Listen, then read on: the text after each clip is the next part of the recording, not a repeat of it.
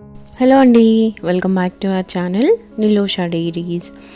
ఈ corn tomato sandwich బాగుంటుంది. దాని ప్రిపరేషన్ ఎలాగా అనేది ఒకసారి చూద్దాము.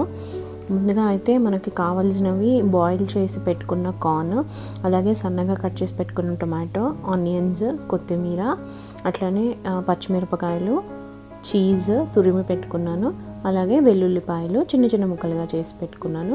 ఇవన్నీ ముందుగా మనం రెడీ చేసి పెట్టుకుంటే కొంచెం ప్రాసెస్ ఫాస్ట్గా అయిపోతుంది.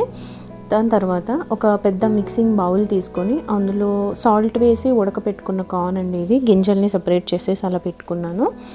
అందులో వేసేసుకున్న తర్వాత ఆనియన్స్ వేయాలి. ఆనియన్స్ వేసాక టొమాటోస్ గింజలు తీసేసి వేసుకుంటే బాగుంటుంది, గింజలతో వేస్తే అంత మంచిగా అనిపించదు. ఆ తర్వాత పచ్చిమిరపకాయలు కూడా 2 చిన్న చిన్న ముక్కలుగా కట్ చేసుకున్నవి, తర్వాత వెల్లుల్లిపాయి, తర్వాత కొత్తిమీర. సో ఫైనల్గా తురిమి పెట్టుకున్న చీజ్ ఎంత ఎక్కువ వేసుకుంటే మనకి అంత బాగుంటుంది.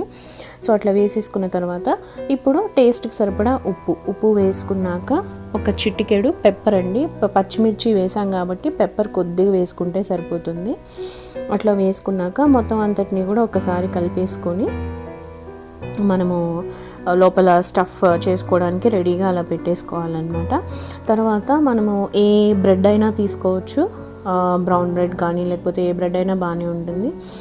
ఒక బ్రెడ్ తీసుకొని దాని సైడ్స్ కట్ చేసుకుంటున్నాను. ఇది మన ఇష్టము, కావాలంటే ఉంచేసుకోవచ్చు, లేదంటే ఇలా కట్ చేసేసుకోవచ్చు.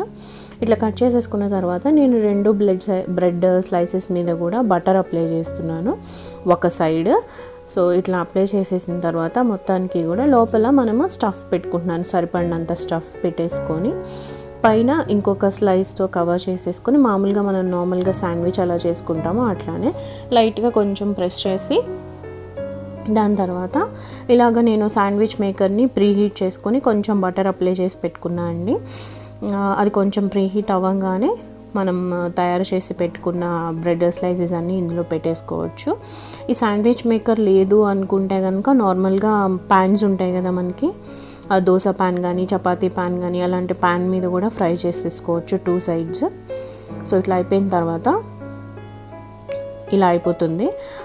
ఇది మనకి సరిపోతుంది అనుకుంటే ఇలా ఉంచేయచ్చు, లేదా ఇంకా బాగా డార్క్ బ్రౌన్ కలర్ ఇష్టపడతారు కొంతమంది, అలాంటప్పుడు ఇంకొంచెం సేపు స్విచ్ ఆన్ చేసుకుని ఉంచుకుంటే సరిపోతుంది. సో నేనైతే ఇప్పుడు ప్లేట్లోకి తీసేసుకుంటున్నాను పక్కన. తర్వాత ఒకటి మనకి ఎలాగో హాఫ్ కట్ అయ్యే ఉంటుంది. సో ఈ గ్రిల్ షేప్ వచ్చింది మాత్రం నేను మిడిల్లోకి కట్ చేస్తున్నాను. కట్ చేశాక ఇప్పుడు మనకి అందులో పెట్టుకున్న కార్న్, ఆనియన్, టొమాటో, చీజ్ అంతా కూడా బయటకు కనిపిస్తూ ఉంటుంది. తినడానికి కొంచెం డిఫరెంట్ టేస్ట్ ఉంటుంది, అలాగే బాగుంటుంది కూడా. తర్వాత ఒక ప్లేట్లో పెట్టేసుకొని మనము నార్మల్గా వైట్ సాస్తో కానీ టొమాటో సాస్తో కానీ సర్వ్ చేసుకొని తింటే చాలా బాగుంటుంది. ఒకసారి ట్రై చేసి చూడండి.